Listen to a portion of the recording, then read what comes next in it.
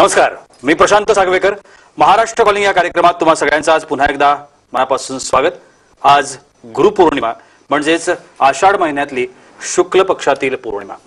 पौर्णिमेच्या कथेनुसार वेदांचे रचनाकार महर्षी वेद व्यास यांच्या जन्मदिवशी हा जन्म झालेला होता आणि याच दिवशी ही जयंती साजरी केली जाते. गुरुपौर्णिमा हाच आपल्या आजच्या कार्यक्रमाचा विषय आहे आणि याविषयी मार्गदर्शन करण्यासाठी आज आपल्या स्टुडिओमध्ये आहेत माधव गुरुजी सर. आपण सरांचं स्वागत करूया. सर, मनापासून स्वागत. साईराम आणि गुरुपौर्णिमेच्या खूप खूप शुभेच्छा. येस, आपल्या सर्व प्रेक्षकांना गुरुपौर्णिमेच्या अनंत कोटी शुभेच्छा. नक्कीच सरांचं मार्गदर्शन आपल्याला घ्यायचं आहे, चर्चा करायची आहे. मात्र त्याआधी आपण सरांबद्दल थोडक्यात जाणून घेऊया. श्री माधव गुरुजी यांनी दिल्लीच्या शुक्राचार्य ॲस्ट्रॉलॉजी सेंटर मार्फत त्यांनी ज्योतिषशास्त्रातील विविध शाखांचा 16 वर्षांचा अभ्यास केलेला आहे. या अंतर्गत त्यांनी राज ज्योतिष यांत्रिक ही पदवी संपादन केली. इथं अधोरेखित करण्यासारखी एक गोष्ट अशी आहे की हा कठीण अभ्यासक्रम पूर्ण करणाऱ्या महाराष्ट्रातल्या 7 व्यक्तींपैकी श्री माधव गुरुजी हे एक आहेत. माधव गुरुजी हे रायगडचे आहेत आणि त्यांच्या घराण्याला ज्योतिष विद्याशास्त्रांची 7 पिढ्यांची परंपरा आहे. पनवेल इथं दादर आणि इथं प्रतिभा ॲस्ट्रॉलॉजी सेंटरच्या माध्यमातून ते आपली सेवा पुरवतात. तसंच माधव गुरुजी यांना आपण भेटण्यासाठी पनवेल या सेंटरवरती सोमवार ते शुक्रवार या दिवसांमध्ये आणि प्रत्येक शनिवारी आणि रविवारी शिवाजी पार्क दादर या ठिकाणी गुरुजी असतात आणि तिथे जाऊन तुम्ही त्यांना निश्चितपणाने भेटू शकता. चला तर मग आज खूप महत्त्वाचा दिवस आहे. सगळ्यात पहिल्यांदा आमच्या महाराष्ट्रातल्या तमाम प्रेक्षकांना सुद्धा गुरुपौर्णिमेच्या खूप खूप शुभेच्छा. चर्चेला सुरुवात करतोय. सर, पहिल्यांदा मला असं विचारावंसं वाटतं की गुरुची जी काही एक आधुनिक संकल्पना आहे किंवा आधुनिक संकल्पनेतून जर आपण गुरु या गोष्टीकडे पाहायचं म्हटलं तर काय सांगता येईल? सर्वप्रथम आज म्हणजे आपल्या सगळ्यांच्या नशिबाने आणि माझ्या आयुष्यामधला मी हा सर्वात चांगला योग समजेन की आज आपण लाईव्ह आहोत आणि त्या माध्यमातून एवढ्या लोकांपर्यंत आपण गुरुपौर्णिमेचा जो काही एक संदेश आहे तो संदेश पोहोचवतोय. तर माझी सर्वांची इच्छा आहे की आता ज्या जागेवरती आपण बसलेला असेल त्या ठिकाणी स्थानापन्न होऊया आणि एक आदेश आपण घेऊया की जो सगळ्या गुरूंच्या चरणी प्राप्त होईल. मी म्हणतो, माझ्या मागे तुम्ही रिपीट करा. ओम गुरुजी, एक ओमकार, 3 आधार, तीनों लोक में जय जयकार, नाद बाजे काल भागे, ज्ञान टोपी गोरक्ष छाजे. के इतना विचार गुरु गोरक्षनाथ बाबा ने कहे, अनंत कोटि सिद्धों को गुरु गादी पे बैठ के सुनाया. नाथ जी गुरुजी को आदेश आदेश आदेश, आप सबको आदेश. गुरुपौर्णिमेच्या पुनश्च तुम्हाला अनंत कोटी शुभेच्छा. प्रशांतजी, आता तुम्ही विचारलं की आधुनिक जगामध्ये म्हणजे की आता आपण आधुनिक जगामध्ये वावरतोय आणि वावरत असताना हे 21वे शतक आहे. म्हणजे 21व्या शतकामध्ये आपण वावरत आहे आणि 21व्या शतकामध्ये वावरत असताना खरंच गुरु वगैरे या गोष्टी आहेत का, हाच सर्वात मोठा प्रश्न आपल्या समोर उपस्थित होतो. का तर आपण त्याप्रमाणेच या जगामध्ये वावरतोय. म्हणजे एकीकडे आपण जर डोळे उघडे ठेवून आजूबाजूला बघितलं तर माणुसकीचा होत असलेला रास, नीतिमूल्याची पायमल्ली जी आपण बघतोच, म्हणजे की नीतिमूल्य हा विषयच राहिलेला नाही, त्याची पायमल्ली चालू आहे. आणि 21व्या शतकामध्ये माणूस आहे ना, आयुष्य जगत असताना माणूस म्हणून नाही, यंत्र म्हणून जगतोय. याचं थोडक्यात उदाहरण द्यायचं झालं तर बघा, एखाद्या ठिकाणी एखादा माणूस गटारात पडतोय, तो खाली चाललाय किंवा एखादा वाहवत चाललाय, त्याला हात द्यायला कोणी जात नाही, तर आपण त्या ठिकाणी फक्त शूटिंग करत राहतो. आणि शूटिंग करणारे 10 लोक भेटतात पण त्याला वाचवणारा एकही जण भेटत नाही. म्हणजे तुम्ही बघितलं तर सीसीटीव्ही पण एक कॅमेरा, सीसीटीव्हीचा कॅमेरा असतो तो सुद्धा हे सगळं करत असतो. म्हणजे यंत्रासारखंच आपलं आयुष्य व्हायला लागले. माणूस म्हणून आपण जगतच नाहीये, तर आपण एक यंत्र म्हणून चालतोय. दुसरी गोष्ट म्हणजे एकीकडे आपण बघाल तर प्रत्येकाकडे नास्तिकतेकडे कल चाललेला आहे, एन्झायटीचं प्रमाण वाढलेलं आहे, आत्महत्येचं प्रमाण वाढलेलं आहे. ह्या सगळ्या गोष्टींचा जर सारासार विचार केला तर 21व्या शतकामध्ये खरोखरी आधुनिक एखाद्या आदर्शाची आपल्याला आवश्यकता आहे. दुसरी गोष्ट म्हणजे मानवीच्या जीवनामध्ये इतकं अज्ञान आहे की त्या अज्ञानामध्येच तुम्ही जगताय. ज्ञानाची कुठल्याही प्रकारे प्राप्तीच तुमच्याकडे नाहीये किंवा ज्ञानच तुमच्याकडे नाहीये. अशा परिस्थितीमध्ये आधुनिक जगामध्ये गुरु बघत असताना मग तुम्ही चांगला मित्र बघा. एखादा गॉडफादर असेल तर तो गॉडफादर आहे, त्याला गुरु माना, पण आयुष्यामध्ये गुरु 100% या आधुनिक जगामध्ये असावा. मी त्याच खरं तर प्रश्नाकडे गुरुजी येणार होतो. म्हणजे आता तुम्ही विचार केला की प्रत्येक माणसाच्या आयुष्यामध्ये आधुनिक जगामध्ये, पण मी असं म्हणेन की प्रत्येक माणूस जी या भूतलावर जिने जन्म घेतलेला आहे त्या प्रत्येक माणसाला खरंच गुरुची आवश्यकता असते का आणि ती कशासाठी? प्रत्येक माणसाच्या बाबतीमध्ये विचार केला ना तर खरोखरी प्रत्येक माणसाला 100च्या 100% गुरुची आवश्यकता आहे. आणि कशासाठी विचारायला गेलं किंवा कशासाठी या प्रश्नाचा विचार केला तर सर्वप्रथम आपल्याला एक श्लोक आपल्या सगळ्यांना खूप चांगला ज्ञात आहे, तो म्हणजे कालाय तस्मिन् नमः. म्हणजे काळाला अनुरूप असावं, काळाच्या बरोबर असावं. आता प्रत्येक मनुष्य जे आयुष्य जगतोय त्याच्यामध्ये 3 काळ प्रत्येकाच्या वाट्याला आहेत. म्हणजे एक तर तुम्ही वर्तमान काळ आहे, एक भूतकाळ आहे आणि एक भविष्यकाळ आहे. भूतकाळ म्हणजे तुमच्या आयुष्यामध्ये होऊन गेलेला, वर्तमान काळ जो प्रेझेंट तुम्ही आता जगताय, आणि भविष्य म्हणजे उद्या येणारा. पण खरोखरी वर्तमानामध्ये तुम्ही जगताय का? भूतकाळामधल्या ज्या घटना आहेत त्या भूतकाळाच्या घटनांमध्येच तुम्ही अडकलेले असता. तिथे तुमचा झालेला मान अपमान, तिथे तुमच्या बरोबर घडलेले वाईट प्रसंग, त्या दुःखांमध्ये त्याच्यामध्येच तुम्ही पूर्णपणे ग्रासलेला आहात. त्याच्यामधनं तुम्ही फ्री असाल, तुमचा भूतकाळ चांगला असेल तरी पण तुम्ही वर्तमानामध्ये नाही, तुम्ही भविष्याच्या चिंतेमध्ये असणार. भविष्याच्या चिंतेमध्ये असणार म्हणजे माझं लग्न होईल का, माझं घर होईल का, माझ्या मुलांची शिक्षण पूर्ण होतील का, त्यांचा चांगला संसार होईल का, अशा भविष्यातल्या अनंत अडचणी किंवा अनंत प्रकारचे प्रश्न तुमच्या मनामध्ये तुम्हाला भेडसावत असतात. त्याच्यामुळे वर्तमानाचा तुम्ही आनंदच घेत नाही, आणि वर्तमानाचा तुम्ही आनंद घेत नाही, त्यामुळे वर्तमानाचा तुम्हाला कुठल्याही प्रकारचा अनुभव राहत नाही. हे पहिला पार्ट प्रत्येकाच्या आयुष्यामध्ये येणारा. दुसऱ्या प्रत्येकाच्या आयुष्यामध्ये येणारा महत्वाचा पार्ट तो म्हणजे मन, बुद्धी आणि अहंकार. तुम्ही फक्त मन, बुद्धी, अहंकार याच्या पलीकडे तुम्ही जातच नाहीये. तुमच्या प्रत्येक गोष्टीमध्ये तर्क, वितर्क, संकल्प, विकल्प, शंका आणि कुशंका याच्या पलीकडे तुमच्याकडे काहीच नाहीये. का तर तुमच्याकडे पूर्णपणे काय भरलेलं आहे, तर पूर्णपणे अज्ञान भरलेलं आहे. उद्या देव जरी आपल्या समोर येऊन उभा राहिला आणि आपल्या अष्टभाव सिद्धी जागृत झाली, पण त्यांनी जर अगदी पूर्ण फाटके कपडे घातलेले असतील, त्याच्या पायात चप्पल नसेल, आणि आजूबाजूला आपल्या 50-100 लोक असतील ना, तुम्ही नाही त्या देवाला नमस्कार करणार. तुम्हाला समजेल की हा देव, पण तुम्ही नमस्कार करायला वाकणारच नाही. का तर आपली बुद्धी, तर्क, लोक काय म्हणतील ह्याच गोष्टीमध्ये अडकून राहतो. आणि या गोष्टींमध्ये अडकून राहून याच्या पलीकडे बाहेर काढणारं कुठलं तरी व्यक्तिमत्व आपल्या आयुष्यात असायला पाहिजे. काहीतरी आपल्याला व्यवस्थित आहे, काहीतरी चांगलं आहे सांगणारी कोणीतरी व्यक्ती असायला पाहिजे. त्यामुळे प्रत्येकाच्या आयुष्यामध्ये गुरुची आवश्यकता आहे. तिसरा अतिशय महत्वाचा प्रश्न की आज हजारो लोक, या आपले प्रेक्षक साम टीव्हीचे आज या ठिकाणी बघतात, आणि व्यासपीठावरती मी माधव गुरुजी बसलेलो आहे.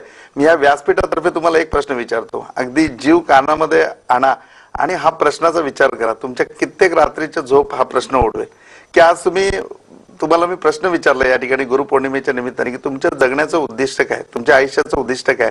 हाडा मासाचा देह, मन, बुद्धी, अहंकार घेऊन तुम्ही जन्माला आलेत. तुमच्या आयुष्याचं काय उद्दिष्ट आहे, तुमच्या आयुष्याचं काय कार्य आहे, ठाऊक आहे का तुम्हाला? उत्तर देऊ शकाल का ह्या प्रश्नाचं? उलट जा. ट्रेनमध्ये आज आपण गेलो आणि कॅमेरा घेऊन आणि माईक घेऊन प्रत्येकाला विचारलं का हो कुठे चाललंय, तर प्रत्येकाला डेस्टिनेशन माहिती आहे. कोण सांगेल मी कल्याणला चाललोय, कोण सांगेल मी ठाण्याला चाललोय, कोण सांगेल मी वाशीला चाललोय. विचारा त्याला कशा करता चाललाय, काय उद्देश आहे, काय कार्य आहे. तर कोण म्हणेल की मी कुणाला हॉस्पिटलला भेटायला चाललोय, कोण म्हणेल मी कुठे पाहुणा चाललोय, कोण आपल्याला सांगेल की नाही मी माझ्या कामावरती चाललेलो आहे. म्हणजे प्रत्येकाला आपापल्या कार्याची जाणीव आहे. पण हे आयुष्य जगत असताना मी आज गुरुपौर्णिमेला तुम्हाला विचारते, तुमच्या आयुष्याचं उद्दिष्ट काय, तुमच्या आयुष्याचं कार्य काय माहिती आहे तुम्हाला? निश्चितपणे तुम्हाला माहिती नाही. निश्चितपणे आपल्याला त्याचं उत्तर माहिती नाही. आपण त्या गोष्टीचा कधी विचारच केला नाही, कारण आपण फक्त भूतकाळात जगतोय, नाही तर आपण भविष्याच्या चिंतेमध्ये जगतोय.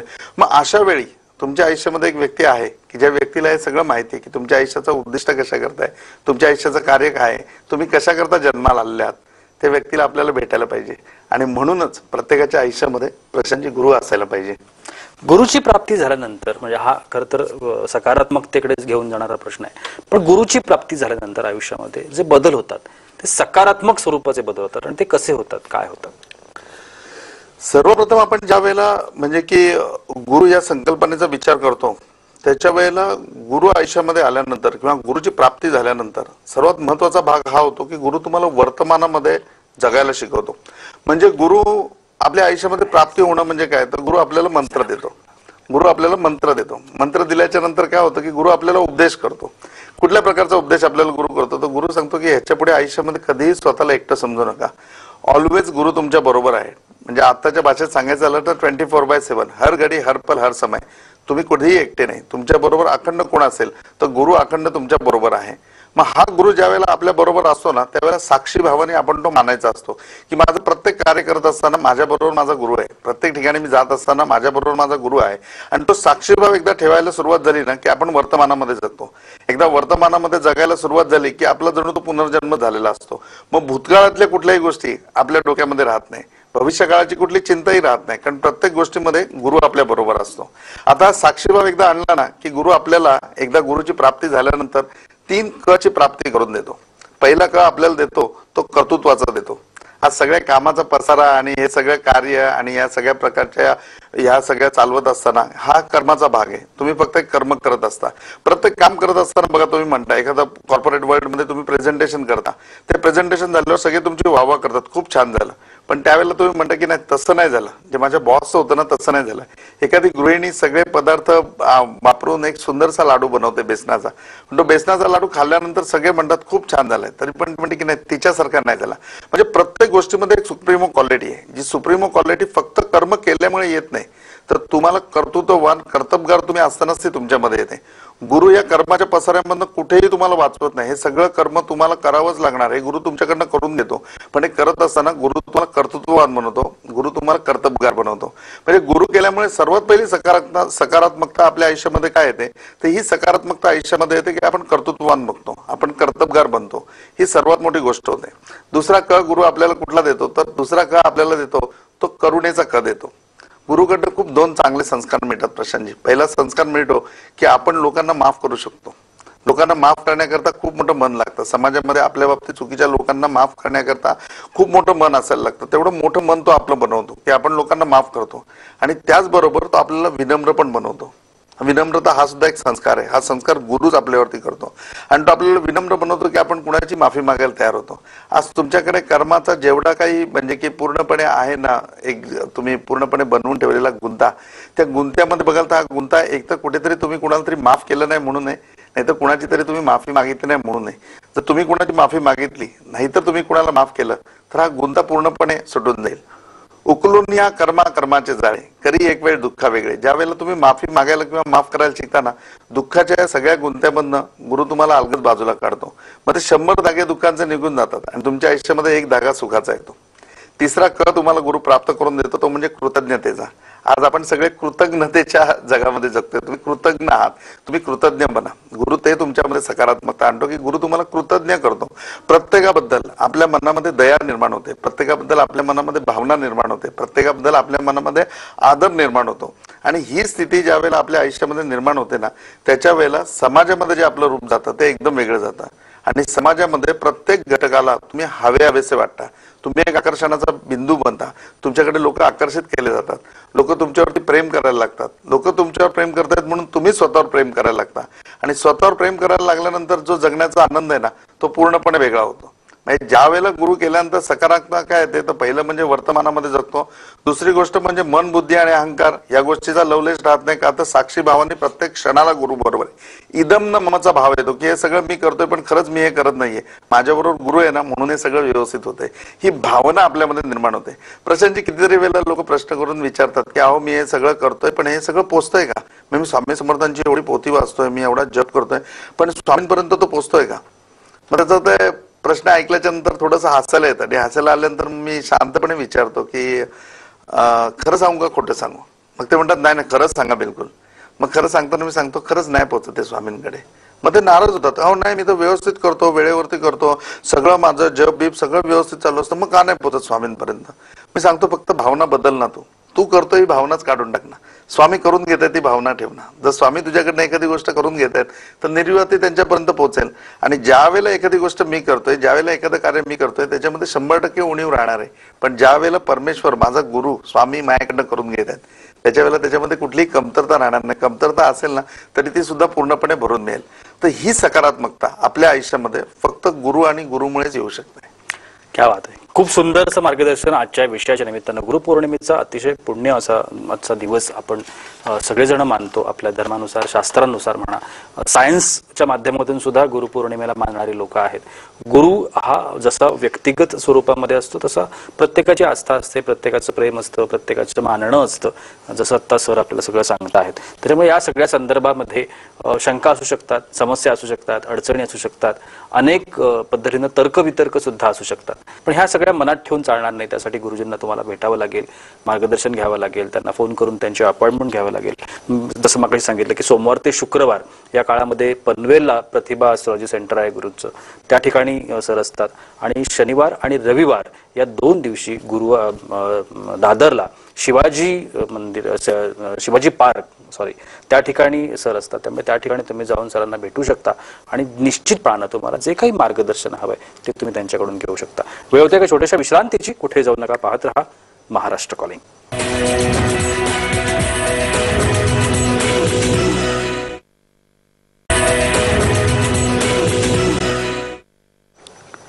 विश्रांतीनंतर महाराष्ट्र कॉलिंगमध्ये तुम्हा सगळ्यांचं पुन्हा एकदा मनापासून स्वागत. पौर्णिमेच्या शुभ मुहूर्तावरती आज आपण गुरुपौर्णिमा हाच विषय घेतलेला आहे आणि ॲडव्होकेट माधव गुरुजी आपल्याला मार्गदर्शन करते. सर, आता आपण गुरु आणि शिष्य या सगळ्या संदर्भात बोलतो आहोत. मला एक वेगळी गोष्ट विचारायची आहे. गुरु विना शिष्य किंवा शिष्याविना गुरु ही जर संकल्पना आपण विचारात घेतली तर त्याच्यामध्ये काही ऋणानुबंध किंवा असा काही विषय असतो का? प्रशांतजी, नात्यांमध्ये ना म्हणजे संबंध ह्या गोष्टीचा विचार केला तर संबंधामध्ये दोन प्रकार येतात. एक मध्ये नातेसंबंध येतो आणि एक म्हणजे ऋणानुबंध येतो. आता नातेसंबंध म्हणजे कसं की तुम्ही जन्माला आल्यावर तुम्ही एक देह धारण केलेला आहे आणि त्या देहाला धरून नाती आहेत. म्हणजे आज मी माधव नावाचा देह धारण केलाय तर हा माधव कुणाचा तरी मुलगा आहे, कुणाचा तरी वडील आहे, कुणाचा तरी मामा आहे, कुणाचा तरी काका आहे, कुणाचा तरी पती आहे किंवा कुणाचा तरी भाऊ आहे, कुणाचा तरी काका आहे. अशी असंख्य नाती माझ्याबरोबर या देहाने जोडली जातात. ही देहाने जोडलेली नाती आहेत. दुसरं नातं आपल्याकडे येतं जे धर्माने जोडलं जातं. आपलं एखाद्या बरोबर ज्यावेळेला विवाह होतो त्यावेळेला आपण म्हणतो की माझी धर्मपत्नी आहे, कारण तिच्याबरोबर जे नातं आहे ते आपलं धर्माने निर्माण झालेलं आहे. म्हणजे हे जे नातेसंबंध आहेत ते फक्त तुमच्या देहाशी निगडीत आहेत, हे तुमच्या देहापुरते आहेत. काही कालावधीमध्ये आपल्याला माहिती आहे की जग एक क्षणभंगूर आहे, देह क्षणभंगूर आहे, देह हा निघून जाणार आहे. मग हा देह ज्यावेळेला विसर्जित होईल त्यावेळेला ही नाती काय राहणार आहेत, ही पण विसर्जित होणार आहेत. म्हणजे ही नाती संपणारी आहेत. मग ह्याच्या व्यतिरिक्त जे उरतं ना ते ऋणानुबंध. आणि ऋणानुबंधनाचं जे नातं असतं हे तुमचं देहाशी नसतं, हे थेट तुमच्या आत्म्याशी असतं. आता एक वाक्य अध्यात्मातलं आपल्याला सगळ्यांना माहिती आहे की आत्मा अमर आहे, आत्मा कधीही मरत नाही, आत्मा कधीही संपत नाही, आत्मा कधीही संपुष्टात येत नाही. मग जेव्हा आत्मा एखाद्या ठिकाणी एखादं शरीर सोडतो, देहाचं विसर्जन करतो, त्याला तो दुसरीकडे जाऊन नवीन देह धारण करतो. मग आत्म्याचं अस्तित्व चालू होतं त्यावेळेला त्याच्याबरोबर ऋणानुबंध सुद्धा त्याच ठिकाणी जागृत होतात. आता या ऋणानुबंधामध्ये फक्त दोन प्रकारचे संबंध येतात. पहिला संबंध येतो तो गुरु आणि शिष्याचा येतो आणि दुसरं म्हणजे की अतिशय सुंदर नातं ते मित्र आणि मित्रत्व. म्हणजे मित्र आणि मित्रत्व आणि गुरु आणि शिष्य ही नाती आहेत, ही आत्म्यापासून निर्माण झालेली नाती आहेत. याला आत्मसंबंध किंवा याला ऋणानुबंध म्हणतात. मग जेव्हा आत्मा अस्तित्वात होतो, एक देह सोडून दुसऱ्या देहामध्ये अर्पित होतो, दुसऱ्या देहामध्ये गेल्यानंतर तिथे तो ऋणानुबंध प्रस्थापित करतो आणि त्या ऋणानुबंधाने येणार हे नातं आहे. म्हणजे एका जन्मामध्ये तुम्ही गुरु मानलं आणि एका जन्मामध्ये तुम्ही गुरुतत्वाशी एकरूप झाले की त्या गुरुतत्वाशी एकरूप झाल्यानंतर ते तुमचा आत्मिक संबंध होतात. पुढच्या जन्मामध्ये तुम्ही गेल्याच्या नंतर सुद्धा आत्मा तोच आहे, तुम्ही देह बदललाय. माधव नावाचा देह सोडून दुसऱ्या आणखीन कुठल्या नावाचा देह धारण केलाय. तो धारण केलेला असताना आत्मा तुमचा सेम आहे आणि मग तो आत्मा त्या गुरु तत्वाशी पुन्हा सानिध्य मानतो, पुन्हा संबंध मानतो आणि मग ते तुमच्या आयुष्यामध्ये सुरू होतात हे ऋणानुबंध. म्हणून गुरु शिष्य हे नातं हे ऋणानुबंधाचं आहे. जसं तुम्ही म्हटलं की गुरु विना शिष्य किंवा शिष्य विना गुरु हे अलग होऊ शकत नाही, हे वेगळे होऊ शकत नाही. ह्याचं कारणच आहे आता हे ऋणानुबंधाचं नातं आहे. नक्की सर, तुम्ही सुद्धा गुरु आहात. गेल्या अनेक वर्षांपासून तुम्ही या शास्त्रामध्ये आहात. म्हणजे वंश परंपरेनं विचार केला तर जवळजवळ ही तुमची 7वी पिढी आहे आणि तुम्ही काम करता आहात. गुरु म्हणून आजच्या दिवसात काय नक्की भावना आहेत?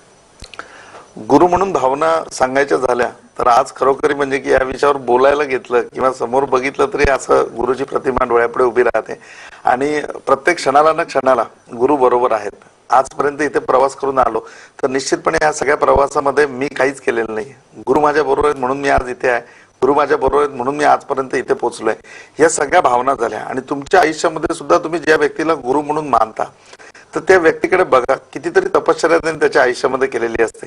हे गुरु तत्व आहे ना, हे नॉर्मल नाहीये. गुरु असं नाही की म्हणजे जसं एक अभंग आहे की ज्याच्यामध्ये गुरु बाजारचा भाजीपाला नाही की बाजारात जाऊन भाजीपाला आणला तसं जाऊन मी गुरु केला असं नाही. गुरु होण्याकरता खूप सारी तपश्चर्या असते, खूप काही साधना असते. कुठलाही शिष्य त्याच्या आयुष्यामध्ये गुरु बनतो तर त्याच्या गुरु कृपेमुळे बनतो. गुरुची कृपा ही सर्वात मोठी आहे. साईबाबा पण त्यांच्या अनेक गोष्टींमध्ये म्हणतात की असे बहुत शहाणा परी नसते गुरुची कृपा. म्हणजे गुरुची सर्वात पहिले कृपा व्हायला पाहिजे. आणि आज जर तुम्हाला गुरुपौर्णिमेच्या निमित्ताने सांगायचं झालं तर पहिलं मी तुम्हाला सांगेन की गुरु करू नका, गुरु करू नका तर गुरु माना. गुरु हा करायचा विषय नाही, गुरु मानायचा विषय. मग एकदा गुरु केल्यानंतर काय करा तर समर्पित व्हा, त्याच्या ठिकाणी समर्पण करा. समर्पणाचा भाव असल्याशिवाय काही मिळणार नाही.